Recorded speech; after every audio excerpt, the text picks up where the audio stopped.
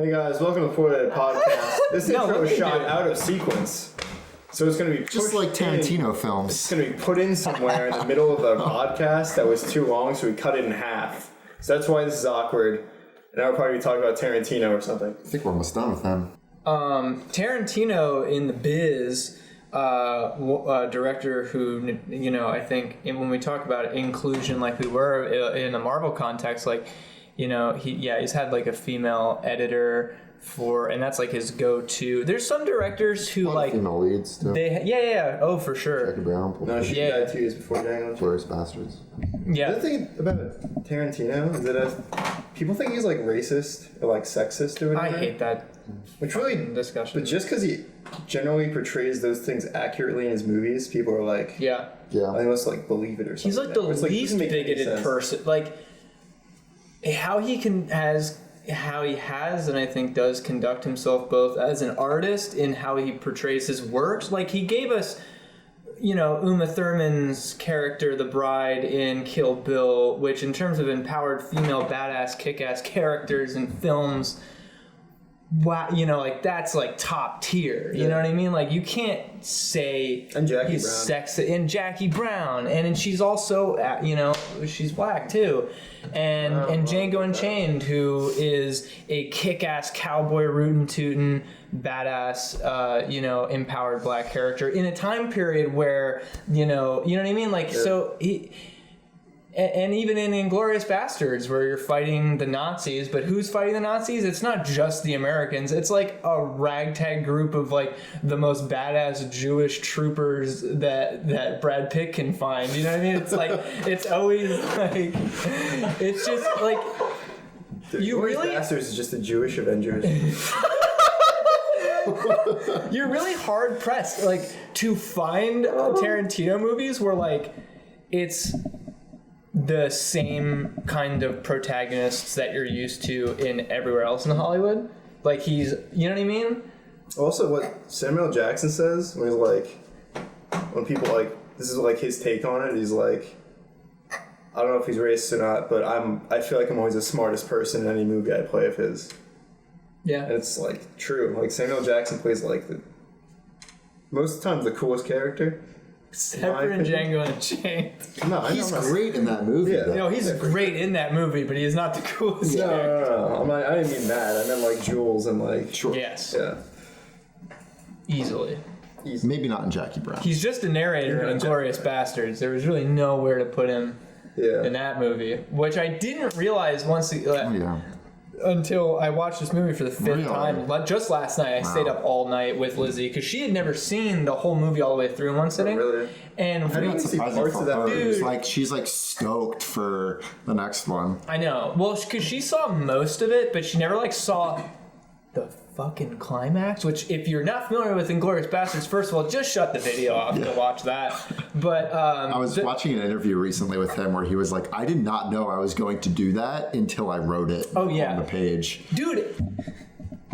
And I said, like, when the movie ended, I was like, Tarantino's one of those directors for every movie he makes, just like Django and especially Inglourious, which is like, Inglourious was the first movie that I kind of started to feel like, what's wrong with me that in this scene where the two bastards are just in a burning theater just mowing down defenseless Nazis and killing Adolf Hitler in the most gratuitously violent manner that I'm like, fuck you. Like, I'm like cheering like out loud at my screen. I'm like, that I'm laughing. Like, it's disturbing probably for sure. As a bystander, but like it's only he can do something that's like write something like that where it's so badass. There are definitely certain things I think only he could get away with. Right. And that's one of them probably. And in Django, where it's like, who am I excited to see get their just desserts? Yeah. All the really racist KKK slave plantation owners in this movie, and they definitely do. You know what I mean? And it's like, that's just fantastic. It's like he found like who are the what groups are most general audiences like going to be excited about getting the repercussions of their terrible actions, you know, that everyone can rally behind. But like in terms of climaxes of films, Inglourious Bastards is ridiculous because it's just like a better version of what I wish would have happened in real life. Like, it's just so much more theatrical and amazing. And it takes that turn where you're like, I think, like, thinking back on it, it's kind of like, I wish I could watch that movie for the first time again, because just like any Tarantino movie, because it's such a roller coaster. But like, where he goes, you're like, oh, this is not, you know what I mean? Like, he's gonna go a whole different way where like Hitler's gonna die like years before he's supposed to, you know what I mean? Like, and you're like, what? Like, a whole different alt timeline of history, and I love that stuff. So like, it's such a cool thing to see. Have you read that idea where it's like all the Tarantino films are in this alternate reality that are like ridiculous and gratuitous because of like the alternate timeline that happens because Hitler and a bunch of Nazis got like fucking mowed down? No, I've never heard that. Yeah. That sounds interesting. Ridiculous. Like where the threads are in that. So, you know, Inglourious Bastards, well, at least was Inglourious Bastards then the last one that Sally edited? Because it's what Django is the next one. Chronology. I know the chronology, but I just don't know when she stopped. When she died. She died in 2010. Django was the next.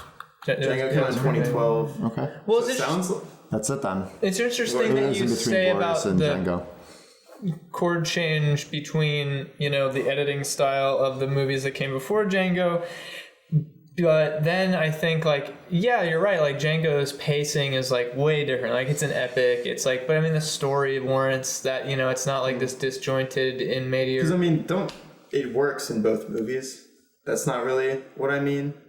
Because, I mean, the editing still informs, like, the story and the movie overall. Yeah. So it's not, it's not bad changed. editing. Yeah.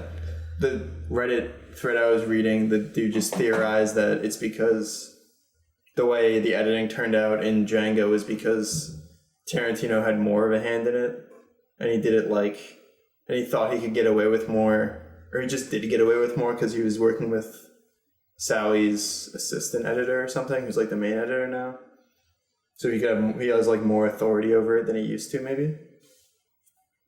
Yeah, probably. maybe. I mean, it's kind of how it works sometimes. Yeah, it's an interesting dynamic with certain directors. You know, there are directors who they have their like go-to editor. Martin Scorsese's one of them. You know, who they don't. You know what I mean? Like that's it. But then there's other directors that, you know, they have like a bunch of different, it's not as intimate of a process for them to be involved in or like whatever. But I think like what Tarantino had with her was really important and obvious to the end product, you know, how important that was, then that relationship and like how she knew, like she just knew, like honestly, I think it was important because to know what Tarantino wants is important. Or even to know what not to budge on that he may want to keep him in line a bit. You know what I mean? Because I'm sure he has a great vision, but I would imagine it's pretty crazy to work at that part with him. You know, well, it doesn't matter how good you are. You need to surround yourself with people who can call you out on your shit. So and to have the right person that not only can do that and is good enough to do that, but like actually has the balls to do that to Quentin Tarantino is important. And so, you know, like I was thinking about, I've been watching a lot of stuff and like reading a lot of stuff about his writing process. Cause I think like the heart and soul and all the interesting bits really that come from his films, honestly, I think it starts in the writing, you know? I mean, I've heard I forget which actor it was, but he like went in and tried to improvise and he just like stopped the take and he's like, it's all on the script. Just read the script.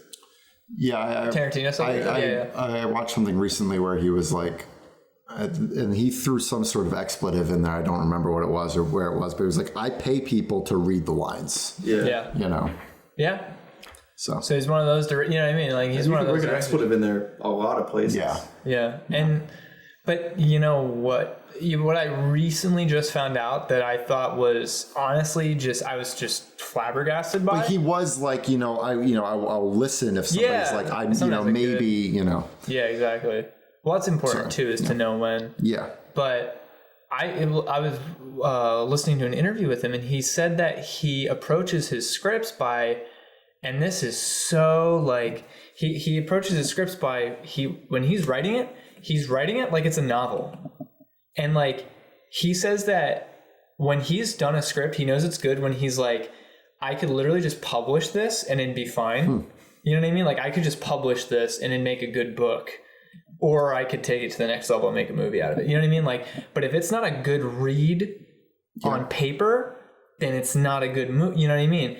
And that's so fundamentally not at all like if you have gone to film school or like any of that, like that is the complete opposite of what you're taught to do. And it's so in the face of like the approach of what's supposed to be most conducive to having something that plays out well on screen, because it's a visual art form, and you know, it's like a screenplay is not supposed to read like a novel. I know, like, I don't know if you read the screenwriting book that we had. It talks about what's his name? That wrote Field? Great Gatsby. Oh, that's Scott Fitzgerald. It's Scott Fitzgerald, right? Yeah. It talks about how he's a very good writer for books, and he goes to Hollywood. He's like, I'm gonna write scripts and write screenplays because I'm a good writer. But he tries it for years in Hollywood, and he has no success because he was writing everything like it was a fucking book, right? And nobody, you know, it just doesn't translate well for on screen for like making movies. You don't have the same approach writing a screenplay as you do a novel. Novels are very verbose. They're very, you know, just tons of detail, tons of, you know, all these different things. You're talking for paragraphs about somebody's like sandwich they ate, you know, a couple hours ago. I think the reason he gets away with writing scripts like that, and he died poor, and that was that was how they ended with Scott Fitzgerald. Fuck you, Fitzgerald. Great Gatsby sucks. No, I didn't like it. You don't learn in film school how to make good characters necessarily, you know what I mean? And like how to make compelling characters. And that's something that he does in his movies, and that's probably why his scripts could just be published as books. You know, he knows how to write good dialogue, and he knows how to make good characters. He might not be the best at it, but it's good enough that you could publish it as a book. And I think that's why, you know, in film school you're kind of taught the opposite mentality, where it's really hard. Yeah, because you don't want to teach, you know what I mean? But I think it's so interesting. I mean, one of the things that you learn if you have good professors in film, you know, classes, like they'll usually say you got to learn the rules first so you can break them. You know, obviously he knows those rules to a T. I mean, his life is cinema. And again, he could get away with whatever the hell he wanted to, and if he wanted to, you know. Exactly. So, but I just thought it was so interesting that was his process. And like when he said it, I was like, that makes so much that makes things make way more sense to me. You gotta cut out to make be a screenwriter. No, I don't. Definitely not. You know what I mean? Because it was like thinking about how compelling his films are. He talked about when he was writing even the bar scene, the basement bar scene in Inglourious Basterds. Which is like one of the 3 best scenes in that movie for me. So like some of the most tense and anxious I've ever felt watching anything. It's like that, the beginning scene with Christoph Waltz, and then maybe like when he's again talking to her later when she's all grown up and he's eating the thing. It's like the 3 most anxious moments in cinematography I've ever felt in my life. Caught when Brad Pitt and the other guy get caught and he's talking to them. Yeah. That seems. And all of Brad Pitt's one-liners are at the best. Like every one of them is the funniest thing ever. This German wants to die for his country. Oblige him. Like it's just so like. It's so BM. The whole movie is so BM. Or like when he sits down with Hans, and then he's like, "What is that what is that American expression with the shoe?" And he's like, "Shoes on the other foot." I was just thinking that. Like his delivery is just so good for that character. But yeah, like in he was talking about writing that basement scene, and I agree. I was watching it last night, the 4th time I've seen this movie. It's so and hard I know what happens. Through. And I'm still like, oh my God. Like I'm still so like I actually felt like anxious, even though I knew exactly what was going to happen, exactly when it was going to happen.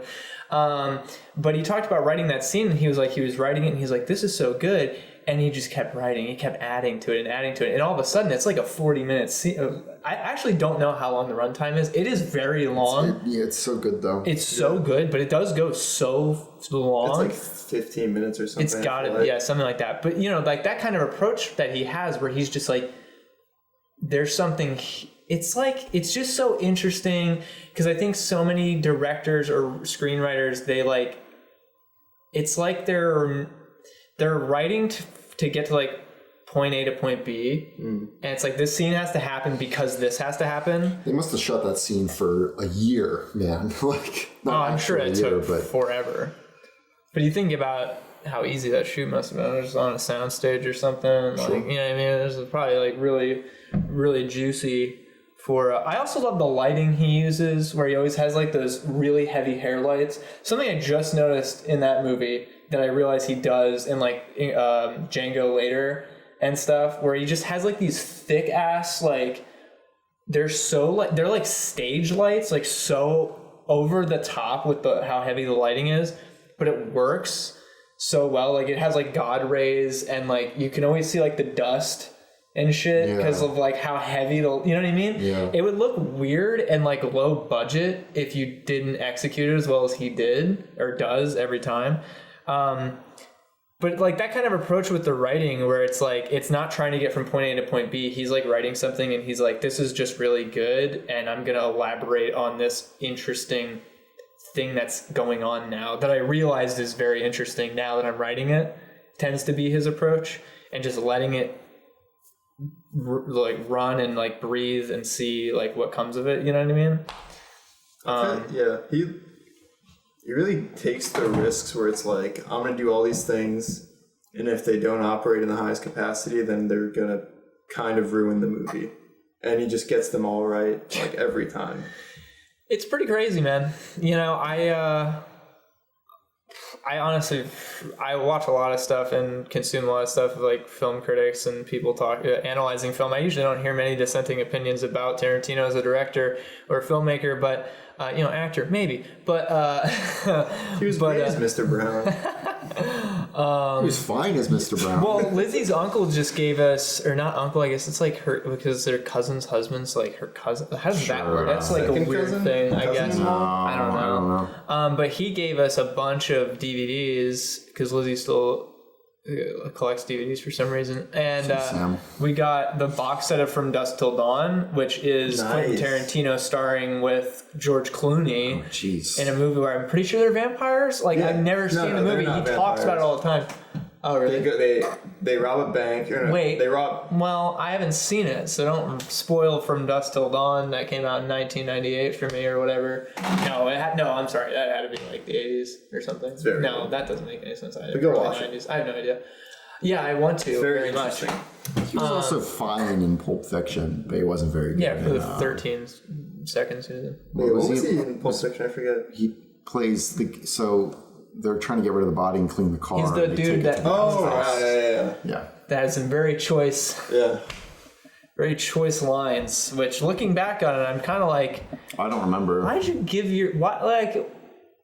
maybe he did that part because he was the only one... Like, he didn't want to ask someone else to do that, you know what I mean? And I'm like, dude, oh my God. Listen, man, it's kind of hard because there are absolutely people who, like... Because I honestly believe it's totally fine to write and portray awful fucking people. Yeah. There's absolutely... Well, that's the whole thing about Django. There's absolutely this line where people do that and create those situations so that they can be that way. You know what I mean? So I understand. Are they both not rolling? No, they're both rolling. Okay. Yeah. It's like in 1994. Are you fired? What? Are we fired? You're fired, yeah. Really? You are.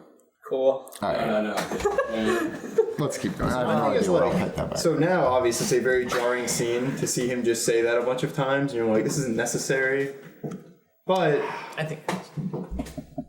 I don't think it not being necessary isn't a good argument. No, I'm not saying it is. I'm just saying it's weird now because of the age we live in. But I don't know what it was like in 1994 when the movie came out. Way different. Because if he doesn't if he doesn't buy into something, but it's just how people talk sometimes. It's like if he legitimately met a bunch of people that talk like that, I don't think it's bad to write that into a movie because you're just writing a character. Yeah. I don't know about him playing it. I don't know how that came around. This podcast is sponsored by Relevant, a location-based mobile network personalized by your interests. Customize your newsfeed to consolidate all the information you care about all in one place to quickly and easily find what's relevant to you. Find out what's going on in your local area and reach your community from the palm of your hand. Relevant is available on iOS and coming soon to Android. Be the first to know with Relevant. So Zach, this is just an odd format for the podcast. I think though this will be like this part will probably be a little more relaxed because all the ridiculous stuff happened in the first leg of it. Sure. Like ordering an entire pizza and you eating it off the floor. No, there's a hair on it. And while there's a hair on it. That was tough. That was more psychological, though, because I couldn't feel it or taste it or anything like that, but I knew it was there, and it was hard to get down.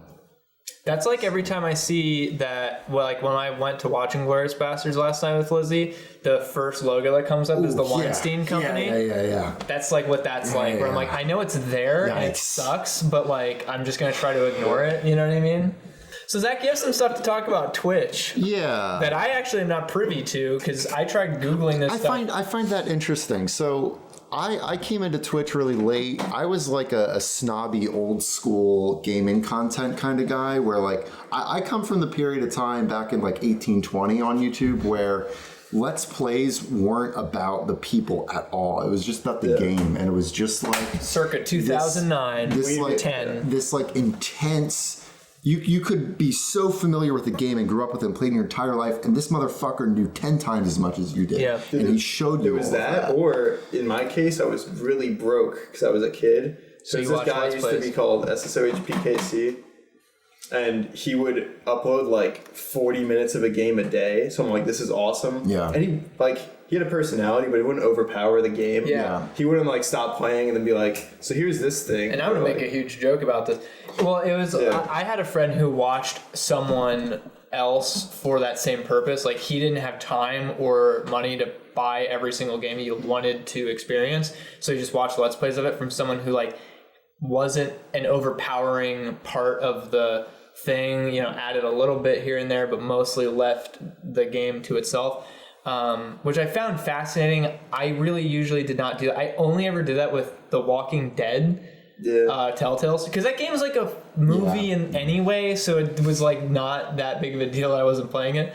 But yeah, I don't know. I never could get into doing that really with watching an entire playthrough of a video game, but that was just me. So suffice to say, like the idea of a face cam was like the ultimate fucking sin for me. And it took me it took me a while to kind of understand the proper like way to separate the two things, because it really is a totally different kind of medium, and they're consumed in different ways, and they should be viewed in different ways. What are two different mediums? Let's Play. Okay. No matter if it's 2019 Let's Play or 2007 Let's Play, or Twitch TV. I watch a lot of Twitch now, but everybody knows I'm a big Path of Exile fan, I guess, because it's a big old meme. So that's really the only Twitch content that I watch. And the streamers there, to be a popular PoE streamer, you're somebody with like 1,000 views. So you get a lot of these mid-tier guys who are at like 200 to 600 views, and they're like, to make it on Twitch, to actually get a following even of that size, which isn't at all comparable to like the titans of Twitch who are making an exorbitant amount of chat money. Rooms that you cannot get a word in. Yeah. And it is not a actual. It's like the point of watching a Twitch stream is null and void because there's so much noise that it doesn't matter. It's not a personal thing anymore. Even just to get to that point of like 600 views or something like that, you have to be streaming 8+ hours a day. Most PoE streamers are streaming like 8 to 16 a day, 7 days a week, and you cannot fucking stop. If you take a couple days off, your stream dies. So I was surprised that you hadn't heard of Burnout in different ways that these guys go through, but I guess it's because of the kind of Twitch content that I consume. It's probably easier when you're somebody like Ko, who gets to be a variety streamer and has like this great community or whatever, and you know, you can just go on for like 2, 3 hour, 4 hour streams a day.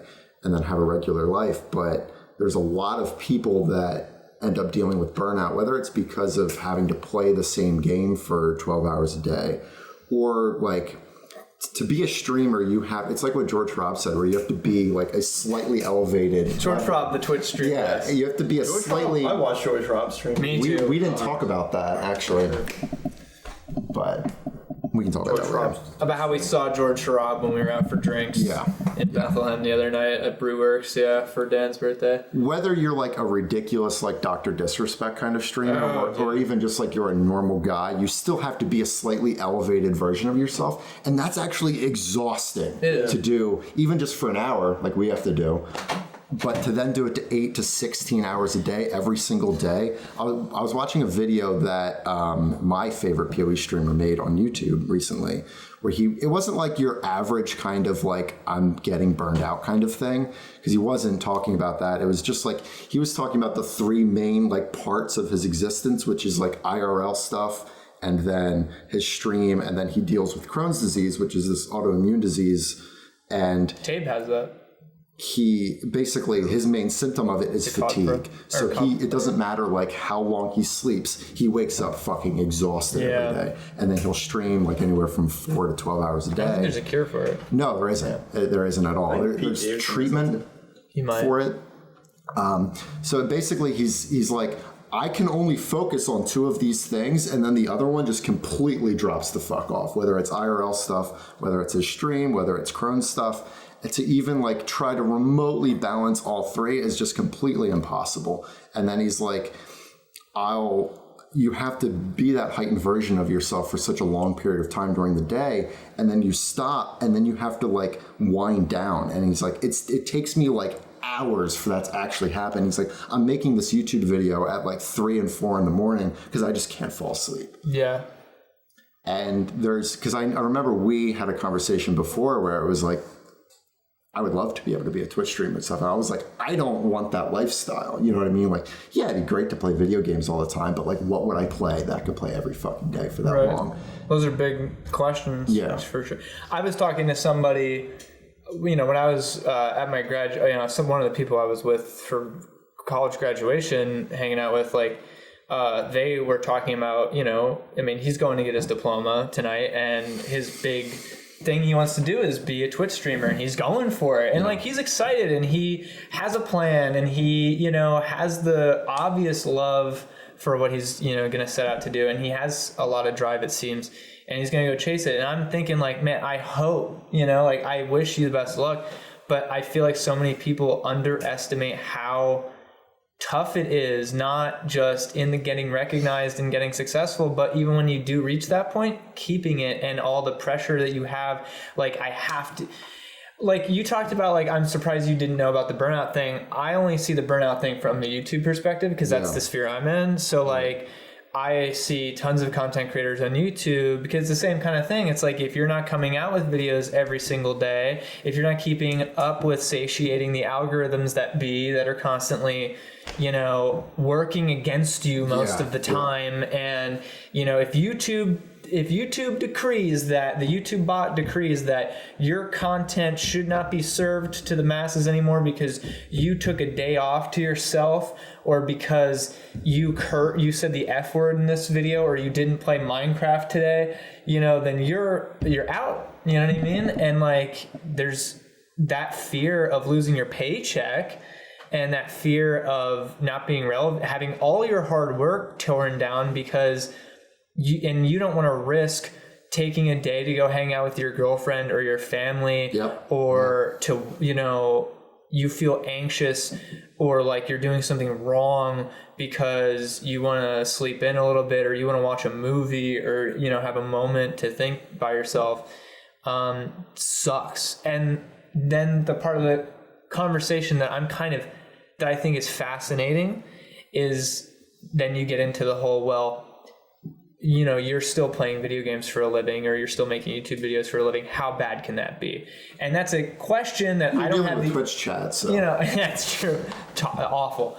And that's a question that I definitely don't have the answer to. I think there's definitely tons of different potential. You know what I mean? But I think it's an interesting thing. Even to those post. people that are going through that, they're like, yeah, no, you're right. This is fucking awesome. Right. They always preface it like that. But they have you to, don't understand. Yeah, like they have to qualify how they feel because they're like, I know what you're thinking. Like it's not that bad. You play video games for a living. Like they always have to start it like that, where they still even at this point where they're being honest with their fans or whatever, and explaining why they're burned out and they can't do this anymore. They're still like feeling guilty about how they feel and how they're going to be perceived for their mental health that they're going to have to try to take care of. Do you know what I mean? Yeah. So it's like, I don't think it should be that hard to understand though. Like it doesn't matter what you're doing. If you're doing it 8 hours a day, 7 days a week, eventually you're going to burn out. You're talking about burnout. Well, I was talking about qualifying your emotions and shit and like conversation. Ooh, nothing to say, Pat? No, so you should have an interesting perspective about I this, did that guess, for a little because bit you for did us, that and for a it little sucked. bit. Yeah. yeah, but you don't have I think you have a personality that's very equipped already for that. Thank you. Well, no, I'm just saying because like you're very like I think in real and I know because I understand from the point of like when even when I'm the just worst part. okay, go on. It wasn't me doing it. It's like I was enjoying myself. It was just like when there'd be like no talking in the chat. That was the worst part. Yeah. Yeah. And then I get really unmotivated and I'd just still be playing the game and someone would come in the chat and I wouldn't be at the level I needed to be to maintain them in the chat. Yeah. And then they'd like be like, all right, I'm gonna head out. I'm like, thanks for stopping by. And I'd just be like slumped back in my chair. Yeah. I remember at one point I was playing Dark Souls 2 and I couldn't figure out how to get past this one part. And I was like, people are gonna stop watching. I have to get. No, I was like, I just want to look this up, and then I'm like, but stream's gonna. No, they're not. And I just looked it up. That's so beyond. Which was a very stupid part in my defense. Is the part where you like burn down a windmill so this like acid stops getting pumped somewhere so you can. Dude, run if you through think it. I finished that terrible Dark Souls game, It was very stupid. You had to use a torch. I don't know, dude. I don't know. I think it's hilarious that Dark Souls 2, just to attest to how terrible that game is, killed your run of the series that you were doing. Because you blew through the first game, loved it. You get to Dark Souls 2, you get a little bit into it, and you just gave up, like, entirely. I got Like, pretty far. it's garbage. Like, that game, dude, if you think Dark Souls 2 should even be, like, a part of that series and that anyone should play that, wow, you're an idiot, dude. Wow. Like, it is the easily worst Soulsborne game to date. Easily. Hands down. Jesus, dude. Fuck you. No. Don't stream and don't play Dark Souls 2. Well, no, but so in terms of the burnout thing, I mean, what do you think? Because here's my, I guess, grand thesis of it all, which is like, or not thesis. Yeah, sure. Of like, so if the process is you do it, you get there, but you burn out, and then you give up. I think what is the answer? There are 3 paths. One is and this is impossible, basically, is become a successful variety streamer. They're out there, but Bro Team is one of them. Good luck. I'm a huge fan of Bro Team, and he's for sure a variety streamer. It's probably not going to happen. Except it's I think so difficult. Your personality has to be. I think the personality has to be there. You got to be incredibly lucky. You have to be incredibly hardworking. Well, and it's probably not going to work anyway. Was Germa a YouTuber That's before? what I was about to say. That's what it is. If you were a big YouTuber, you could migrate your audience to Twitch. Is another thing. Because if you try to start variety streaming on Twitch as a breakout Twitch person, it like even if you were known to play a specific game and then even just for a short period of time to try to break out and start doing variety stuff, a lot of PoE streamers do that because there's a 3-month cycle and most people burn out after 2 months and they do something else for that other month. The stream drops off by like at least 50%. Yeah. It's tough, dude. It sucks. So you can either try to do that, you can be a professional and make money like the people who are like playing Overwatch Pros. and stuff like that. Yeah, or you can play Path of Exile, which has this incredibly unhealthy, like it does. Yeah. Because so Path of Exile does not promote a healthy lifestyle because it's incredibly addicting, and every 3 months they just pummel new shit at you. So like it doesn't even matter if you're tired of it because there's just new stuff. And for those people who are playing that game and they want to be a streamer, they're so lucky because it's not going to die. Every 3 months they're getting new stuff to play. That's like the only game. No, it was a joke. Oh, it was a joke. It's like the Doomsday Prepper path. Yeah. Where like you can I don't know. Hey, well, in terms of solutions, here's the thing that gets my goat. Why is like Twitch? Why is one of the potential fucking solutions not like, hey Twitch, can you find a way to not promote this cycle in the people who are bringing viewers to your platform? Like, if you're burning, so to me it seems like YouTube, Twitch, these platforms don't care about the entertainers, because if they did, they don't need to. Because there's going to be people to take their place. Because it's such a vicious. It's just like Hollywood. It's just like the movie industry or the music industry. It's like, but it's faster. It's like it's a much more accelerated rate at which you get this new raw talent in, and they're green and they're hungry and they'll do anything, and that anything includes putting their entire real life on hold and ruining their bodies and their mental health to become successful streamers or YouTubers. They get it, they have it for a little bit, but then it becomes way too much because the expectations are ridiculous, and the people breathing down their backs that now pay their paycheck, are now faceless, in just entirely faceless companies that don't care about them. So they burn out, they drop off, and there's new ones that take their place. Like, it doesn't matter. So I would love one of the solutions to include, like, how about these sites come up with a way to not ruin these people? But I don't think that's part of the equation. And if it is, it'll be the first entertainment-based industry to, I think... If they don't find out a way to monetize it, it's just not going to happen. Monetize what? If they can't figure out a way to still make money while, like... They're making money because they're promoting that unhealthy lifestyle. Their alternative to that, to like save these guys, has to still make the money, or they're just not going to do it. I mean, it's essentially just looking at it as its own system of economy, because it's essentially right now just capitalism and essentially unregulated. Sure. So it's the same question we have a problem with today everywhere anyway, where it's like capitalism is great. If you can fix Twitch, you can fix capitalism. Yeah, like how do you fix that? Like, most people are like, or I don't know, most, but the way I heard it described is that capitalism's the best, worst system we have. Where it's like, it's not, it has many, many flaws, but like, what else are we going to do? I agree. Yeah, I agree with that. Not to not get too political. Yeah, I pretty much agree with it. I say that a lot too, where I'm like, well, it's not perfect, but compared to the other alternatives, like, I'll take this one. Like, I like this one the most, as everything else I've seen. I've been saying it for years. If we get that worldwide revolution, communism might work. Oh, we just need to do it on a larger scale. Now we got to use that audio. Yeah, sure. Why not, dude? Let's do it. Yo, to tie it in, I'm playing Adventure Communist on my phone a lot lately. It's a good jam, dude. And I really wish that was the song that plays when you boot the game up. Or when you level up. It'd be really funny if that was copyrighted. That's why I split it into 2 videos.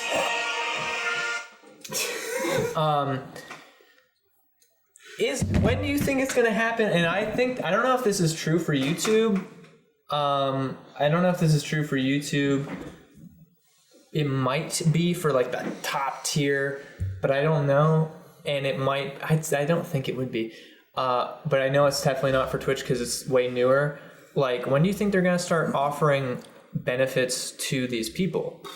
To keep them, like, when do you think regulation is going to step in and be like, you cannot build a platform that's about slave driving these people, like, because even there's fucking SAG, for Hollywood. There's like, I don't know. I'm so far removed from like what the climate actually is to that, because I'm just in this little pocket of Twitch where the most popular guy is a pebble. So there's this guy who's like except when Coach streams PoE. Yeah. There's this guy whose name's Surf Scoots, who's like big. He's prominent in the Dota and like Counter-Strike scenes. He's not like a player or anything. He's just like a guy who's been around forever. So he's been trying to organize a players union, that's just becoming a thing for Counter-Strike, which is way more regulated. So old. and way, yeah, but it's also like an actual, institution, there's actually leagues, there's like, everything's pretty much regulated. That might be the start. Yeah, so that's nice, but like it's still you can apply this. You can apply this same logic to pro gamers very easily. I think, because it's the same thing where you're like, what? Because even you've had injuries. I'm saying that's just happening with Counter-Strike and stuff. So it's gonna take a while. And that's like there's like organizations backing them. There's literal teams. Well, here's the thing, then. Score psychologists, but that's not gonna happen for a bunch of individuals on Twitch because they're not really united that much. There's like. Some of them have brands that back them. Like there's like Cloud9 streamers where it's just like... Is the PoE scene like united? I know when I was speedrunning Halo, right? Like Halo, this Halo speedrunning community, very like everyone knew each other pretty much. Like even if you ran different Halo games, it's like a tight-knit community and there isn't too much drama. Right. Yeah. So like I would say, I think that would be the only way, you know, in terms of uniting, that would be the only... It's like, but like, how many of them are? Yeah, exactly. But also, like, what does this even look like? Well, so on League launch day, it's typically like the fourth or fifth most watched thing on Twitch, actually, which is pretty cool. Yeah. And then it just drops off slowly, you know. Yeah. But what does the solution actually look like, though? It's like, I think it might be a combination like a forced off day or something. No, it's like it's. Forced Labor Day. So I mean, I know YouTube's algorithm is ridiculous. Because Twitch's I don't think it has much of it. There's no recommended really or anything like that. It's usually just like sort of by views. You have to click. There's the front page thing, and it's like I don't know how that promotion works actually. I know like whenever they're doing stuff, it's promoted. I think they pick it themselves. I don't think there's an algorithm. So like I don't. That's fucking stupid. I don't know the bias of that. Maybe you have to pay. I don't know. I mean, I don't know. If they make an algorithm, it's going to be just as biased. They're just going to program it. So yeah. Well, there's always human bias. But I don't know. Like, but that's my thing is that there isn't obviously a definitive answer yet. But like, it's interesting to pontificate on and like, it's like because it's a fucking problem, you know. Especially when you're if you liked. Yeah. Watching somebody and like real talk, like there's content creators on the internet that I really enjoy that I think are good like stand-up people that like put out really good content and are very talented and thoughtful and they care about their community and their fans and their work and are always very transparent and stuff like that. And so when they come out and it brought me a lot of like joy and entertainment and at times when I was like feeling shitty, you know, because of the work they did, made me, you know what I mean? And they deserve just as much like the ability to live a normal life and have money and to do the things that they want to do.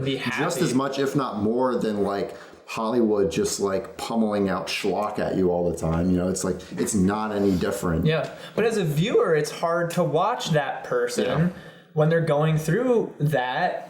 And it's like, but at the same time, you're watching that and they're saying this and you're like, but they're doing that. It's because of me. Like, it's because of me watching that this is happening in the first, you know, in a really convoluted, obviously very indirect way, you know, and not that I feel directly guilty about it, but it's just fucked up. You know what I mean? Where it's like, this is all, it's not, it's like this is happening because they're afraid I'm going to stop watching or it's going to stop appearing in my sub box. Do you subscribe to any Twitch channels? Do you ever feel guilty about that? Oh, subscribe. Well, see, I only have one sub that I get for free with Twitch Prime, and I subbed to the channel I watched the most that month, which last case was Bro Team. I have a Twitch Prime, and then there's one other like $5 sub about it that I don't really ever feel guilty about it, but I can understand because of that people potentially feeling guilty about that because they might feel like they're enabling it. Well, there's a lot of people that I think, you know, are not as financially well off to be able to support the content creators that they love, you know. I mean, at the least I could say fucking disable your ad blocker, like if you can't donate to them. But for sure. For the people that I think, like the ones I named that give me so much, you know what I mean, of real value. Like you get on the Twitch and you're like, they're fucking on. Yeah, and it's exciting. Yeah, and I have a like good time. Yeah, you know what I mean. That shit, like, I do feel a little bit like I wish or I want to, but it's just, I don't know. It's weird, and it's a platform where I think a little more than YouTube, it promotes more of that. Like, YouTube just recently got a similar thing where you can the equivalent of subscribe to, for like Twitch, the equivalent of subscribing, but it's called something else for YouTube. Surprised that took them so long. It took a long time. All of like YouTube content creators went to Patreon first. Yeah, right. That's probably just why. Like, huh? Okay. Yeah. So yeah, it's like, I don't know. I mean, do you give anyone money on the internet for their content? I actually remember the other day, I subbed to this Smite streamer like years ago. And I was like, that's still going. He just doesn't stream anymore. So I haven't like been reminded. Jeez. How does that work? Does it take it out just of keeps your... going. Yeah, it's automatic. So I'm really waiting for him to. I really want him to stream again, like within the month, so I can be like, "Hey, here's this sub that I drop like a huge sub on." For 122 and then be like, months. "Yeah, I can't do this anymore." Steve. How much was your sub? I have no idea. Probably $5. No, it is $5. It is $5. I don't know how long it is. So wait, if he would get on, and does he only get it if he streams? He's getting He's just been money every getting month. $5 every month. Well, it's like $3.50, I think. Yeah, It's just I don't know the deal they have, but yeah. But I was gonna say, Twitch is more annoying, like in YouTube in that way, is that it's like, because if like your favorite content creator, they released a video, and this guy you kind of like who's smaller released a video, it's like you can watch them both still. They both get the benefits of it. But if your favorite Twitch streamer streaming and the guy you kind of like who's Twitch streaming, you can't do both. Yeah, it's like you're not gonna watch both. You're gonna watch the bigger guy. So you have to like program yourself. You're gonna like who you're gonna do it to who you like more. Not necessarily the bigger guy. No, I know. I'm just saying. Yeah, I'm not saying size to do it. I'm just saying do it to who you like. But you also kind of have to factor that in, because then if you stream all the bigger guys streaming, that just means more people are going to be watching him. Yeah. Because you're in the same game as him. I said do it because I actually wasn't paying attention to the first part of the conversation. I wasn't sure what you were talking about. I just guessed. That's where we're at with it. But if you like, you have to like program yourself into the day and like figure out the programming yourself to block yourself. Yeah, I mean that's the whole thing. Streamer, sure. So you can get viewers that way. So if someone is on and they're like, well, this guy's not on, but I'll watch this guy because he's also streaming. I like him too. One of like the arguably the most popular PoE streamers' whole thing is he just doesn't stop, and his thing is like, even if you don't like me, eventually I'll be the only person on, and you'll have to watch me. Yes, which you could. And for a while, in communities like PoE where it's like not saturated enough. He's changed his lifestyle, but for a very long time, he was streaming 16 hours a day, every single day. And during league starts, he still does this, where he'll do at least 24 hours straight, sleep for like maybe 4, and then do another 24 hours. You can't, like, and you said he's changed his style now. He streams less now. He eats a lot healthier. Physically he goes to a physician can't all do the time. that that long. He still does the like back-to-back 24 hours. During league starts. So like I guess the question then becomes, what is I guess if we have any advice to anyone who maybe wants to pursue these things, well, I don't know because I think about myself. Have realistic expectations and like make sure you actually really love what you're playing or doing. Like is being a Twitch streamer actually the thing for you? You know what I mean? That's important. The thing is, I think a lot of it's like with PoE, you kind of like, there's like these streamers where you get home and you like turn on Twitch and like, this guy's streaming PoE. He has been for 4 hours. He's going to for the next 8. So I can just sit here and watch him. I'm not really getting anything specific out of this chunk of programming or whatever. But then streamers like Jerma, where he's like a variety streamer. He does interesting stuff with stream. He does like almost like YouTube video format. Like he did a couple streams where he just does stuff in front of a green screen so people can take that video and make their own videos out of it, which Josh did. That's a cool idea. So he's actually like, he has blocks that he does like, I don't know, I think he streams like 4 times a week or something. But it's like actually an event. It's less. It's an event. Yeah. It's the less shoveling content at you, no matter how good it is, and it's actually like he planned it. I like that. Yeah, it's like, how do you break into that though? I don't know. That's the thing. Creative. You have to like do creative stuff and then maybe clip it and then find like the right subreddit or something, or share it with the right people or get the right eyes on it. and then they can share it, and then Josh, and then Josh will edit it. Send your clips to Josh. Yeah. He'll edit it for free. Please do that. Well, he also, I mean, like you guys said before, I don't know if this is even getting picked up, so I apologize. Like I said before, or like you guys said before, he was a YouTuber that made very similar content for years, and so like having the audience that was already accustomed to that sort of entertainment, and then just with how easy it is to get like a free Twitch account, I mean, I think that helped him significantly as well, because he started off with, he has like, I think on YouTube, actually I don't know the number. How many subscribers did he have at his peak? Like 200, 300K? I thought it was more like 500. Was it more like 500? Okay, cool. Yeah, that's definitely an avenue. Yeah, one of the other really popular PoE streamers just did YouTube content first, and when he started streaming, he had something like 90 congruent viewers at it, which to start out that way, there you go. There's your ticket, if you can actually manage to do that. That's not the right word. Congruent is like... I know. It's like the triangle. Yeah, that's what it's like. Well, it's shapes. Yeah. It's just any shape. No, I think congruent triangles is a thing, isn't it? A congruent triangle is a type of triangle. Yeah. But he's congruent shapes. 660,000 subscribers. Wow. Yeah, good. Concurrent. Concurrent is like concurrent subscribers. I think that is golden ratio. I think that is a Twitch approach, though. I think there has to be an audience for it. And I think a lot of people are just like, I just gotta play. I'm gonna play Overwatch. Yeah, I'm gonna play like the most mainstream thing. I'm just gonna turn on my computer when I wake up and just stream, and then eventually enough people are gonna be clicked on me at the right time, so my stream is 4 places ahead in queue. So then more people see that, so they'll click on me, and then I'll move up, and then like, hopefully I get to the top one day. I think my suggestion to anyone who's gonna jump into Twitch like that is like, don't play. Do not play those games. Like the top 3 rows maybe even of the most viewed, do not touch those games. Like, because all the find something niche. They're pros, very good at the games, or they've been doing it for long enough where they're ingrained in the community. And they have great personalities. They're big, growing the game itself. Yeah, exactly. So, they're big in the community.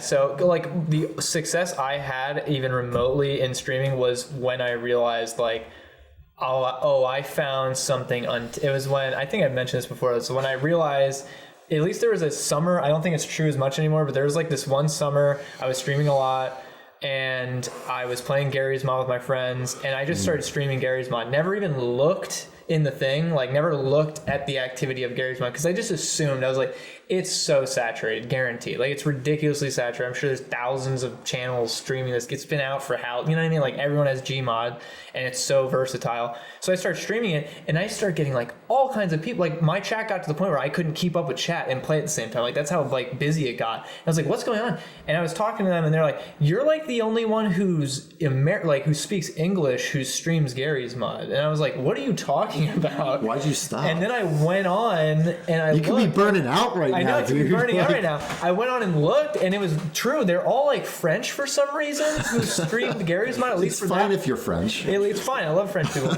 But for like that moment in time, it was just only people from France streaming Garry's Mod for whatever reason. So they were all coming. If you're English speaking, like they would watch my stream. I was like, oh, cool. I got busy. Like I got, other things happen, and that goes into even the thing where it was like I had a follower base, but I got away. And then when I come back, it's like it's gone. You know what I mean? Like if you're not there to capitalize on the rush, and like, all that, then it's poof. It's like it never even happened. So a lot of lessons there in that little excursion that I had in terms of Twitch streaming, where I think that was a good. You had it all. I had it all, and I lost it like that. The fucking the thing's listening. It's listening to us. Hey Siri. Hey Siri. Thank you. Thanks. Yeah, real cool there. Caught her. What caused that? I have no idea. Sometimes it happens. Okay. Siri. Hey Siri. Fuck you. It's 9:44 right now, dude. Jesus Christ. Time doesn't exist in this It studio. doesn't exist because he fucking blocks. He has blackout curtains, or you can't tell what time of day it is. These are actually all interior walls. Yeah, we're on a soundstage right now. It's actually brick on the other side of the windows. Yeah. You turn the cameras around, there's just no walls. But I think so. Yeah. So that, to segue, would you like to do the music? They went over Sure, yeah. 55 minutes in. Are we 55 minutes into this one? Yeah. What? Well, no, they're on the subject of Twitch streaming and being creative and having Trying new things and new formats of Twitch streams that are not the status quo right now. I actually, Dude. Sorry. Check out that wave. I actually, recently, our boy Chris Carcetti from collective boy. our correct collective boy, Chris Carcetti from Airspace fame. Dads.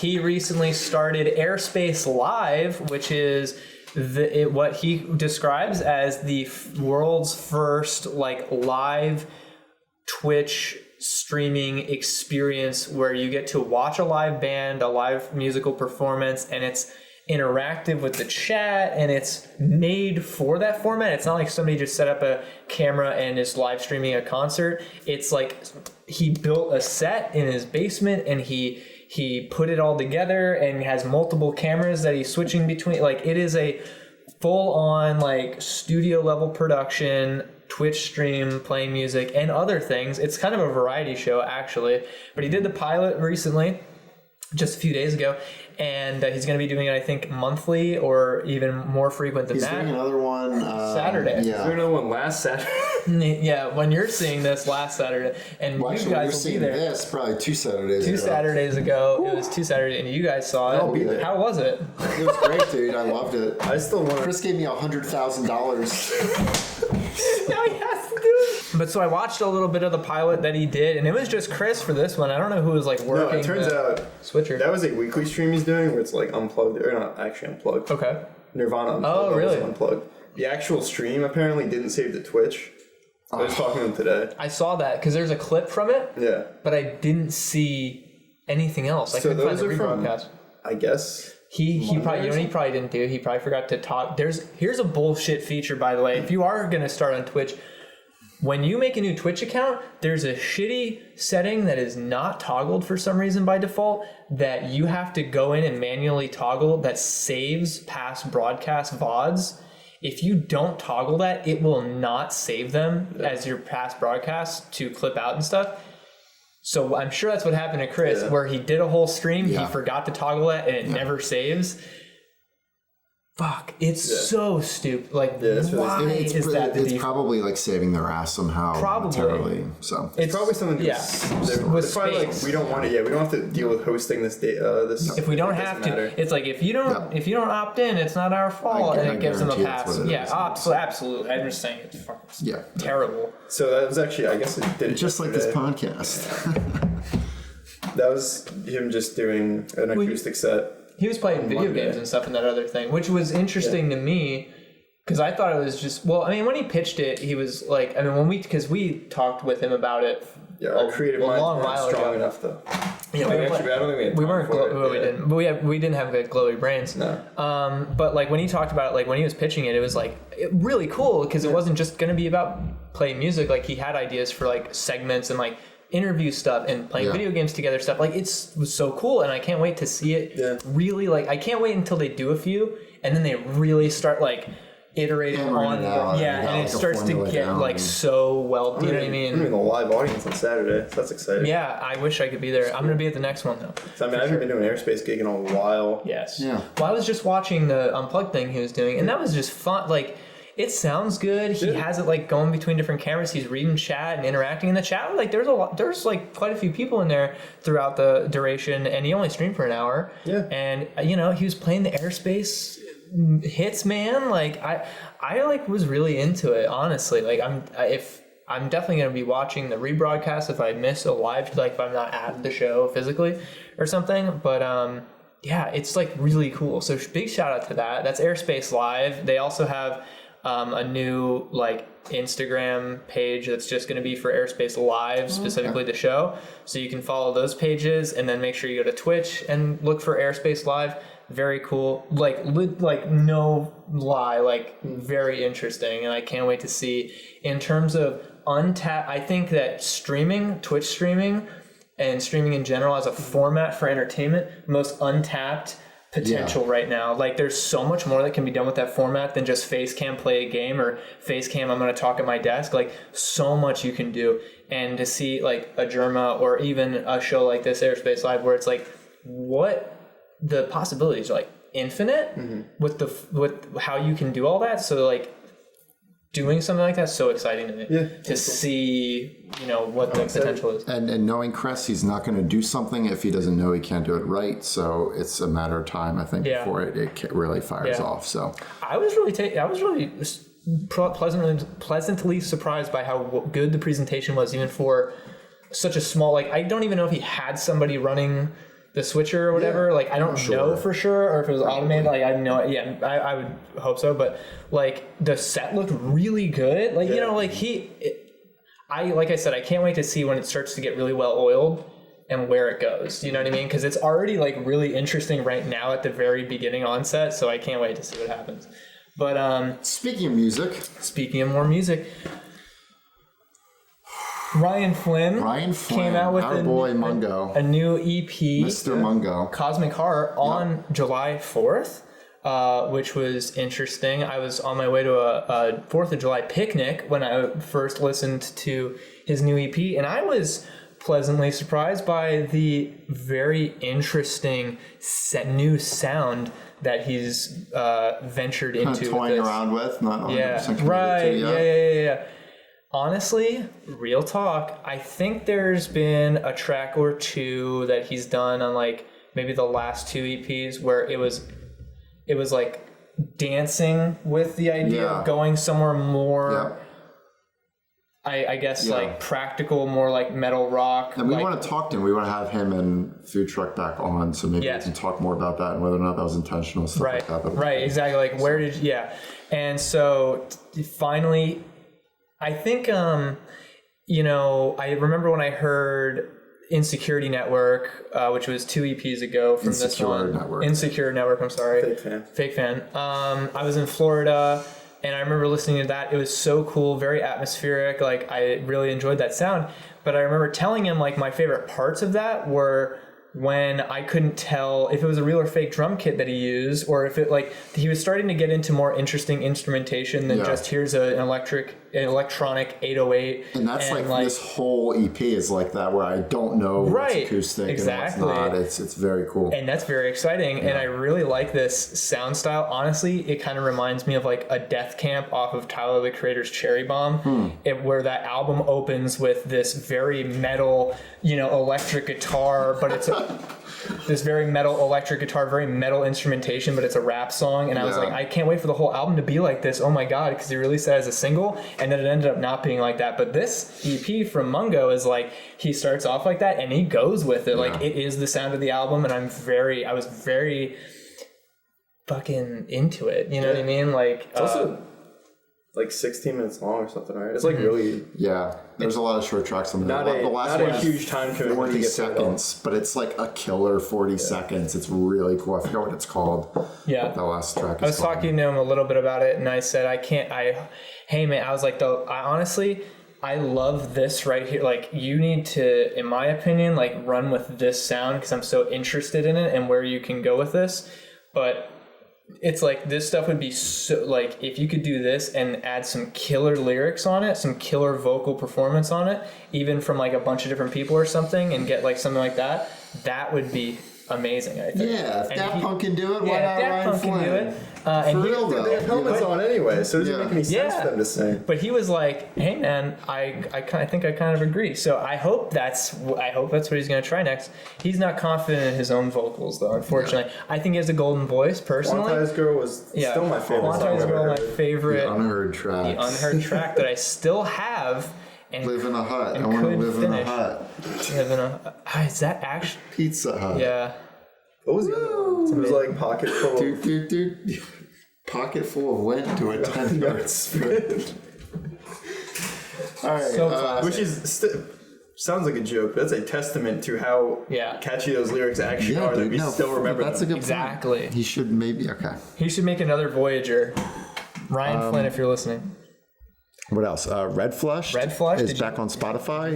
Yeah, I did. Yeah. I forgot. Oh my God. I couldn't find the new Plume one. No, okay, this ties into what I was going to say about it. Go home, listen to it on like good speakers or headphones and stuff. His production on it is so good. Like the mix is fucking solid. It sounds so good. I was completely blown away. Actually, he's always been so good in production, where he knows, not just as a good creatively, but it's just like from an engineering perspective, it's like perfect. It's great. And in the kind of genre that he tends to be in, sonically, like it's a lot of sounds that are maybe even a bit dissonant in nature, that it's like he can make anything sound very pretty. You know what I mean? Yeah. Like he's very good about, he can take anything and turn it into, in my opinion, a pretty catchy beat. And I hope it's coming. I only spoke with him a little bit today, but like I hope he's coming out with like a whole new project, you know? I can't wait for a full length thing. And I think that he had like just the raw untapped potential. Like I just want him to start going at it. Like I wish he could do music like full time and stuff. So I want more of what I heard today. Exactly. Like, for sure. Every time I listen to a Red Flush song, that's all I think is like, I just want more of this. Please make more. He's by far like I'm such a big fan of him. I'm so honored that I got to graduate with him. Alongside him, and we dabbed together on stage. We all did dab that night. Yeah, after we got our diplomas. Some of us, as they were snapping the pictures, like I got my diploma and I walked a little bit before the dude I'm supposed to get my picture taken and like shake hand picture. Right before that dude, I dabbed like on the main stage. And everyone thought better. And everyone thought we were cool as fuck. No, it was so funny though, because I'm walking and I hear one of the old people from like the faculty or whatever. They're like, "Oh, that's a trick the kids do." That's how they described dabbing. Bernard Cumberbatch. Hilarious. I haven't quite mastered it myself. It's a trick that they. Ow! So funny. Okay. Oh, my fifth and sixth vertebrae. And Plume of Mitchell Kresge and Dawson Kirch and Those are the main players. I have no idea. I think it's kind of in flux right now. the drummer. Yeah. No, he's been on for a little bit. He's from Jared? Yeah, Jared. I don't know I his think last he's name. officially attached to it. Yeah, I'm pretty sure he is. Mitchell is Jarrett. But yeah, he's an enigma. He doesn't need a last name. Yeah, that's true. It doesn't matter. He's everywhere. You'll run into him. There's not many Jareds around here, so he can also play any instrument, and he has a good voice. Yeah. Who? Jared? Jared. Yeah. He's in a lot of He different. plays at a lot of open mics too. Yeah. So Plume came out with a new single, Osceola Sun, or is that how you pronounce it? I think so. Is that the one you wanted me to listen to? So, well, here's the thing, because I think we talked about, or I think the last time we talked to Mitchell, I can't remember when, if you were there or not. Just get on with it. He said he was coming out with a new, Plume was coming out with a new single, but there's a B-side.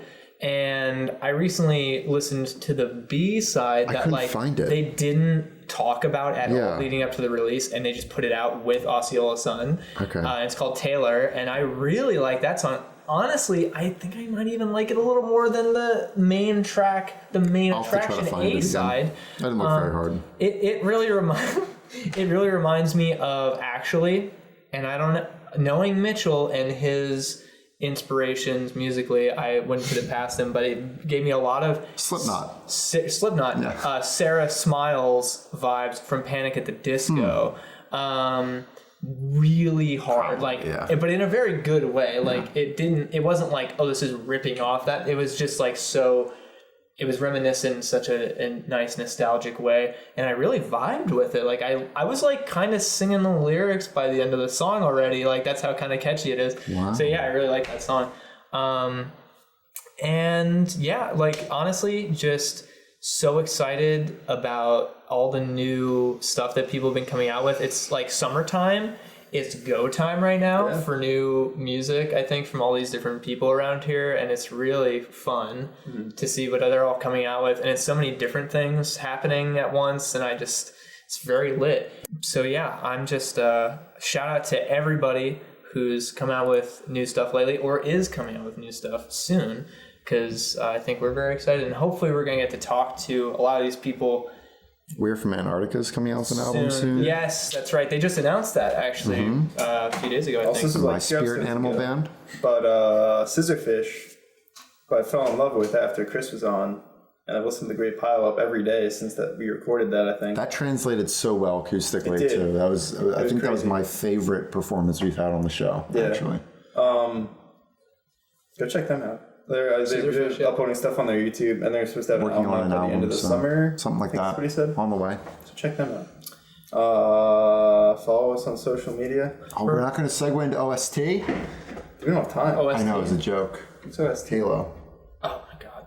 Did you say OS? ODS? Whatever. I don't know, man. So from all us here at the Affiliated Podcast, keep those ears open. Keep your See you ears next and week. eyes open. If you like the video, if you enjoyed the video, remember to like the video and subscribe if you want to see more videos. If you're just listening on streaming platforms, Spotify, iTunes, Google Play, remember there's the video version of the podcast on YouTube. So if you want to see all the joke visual gags that we do, not many, like the hair on the pizza, for instance, earlier. I think we explained that one pretty well. Yeah, you can really get the imagery. Yeah, from what for we sure. said. It's probably worse what you can conjure in your head.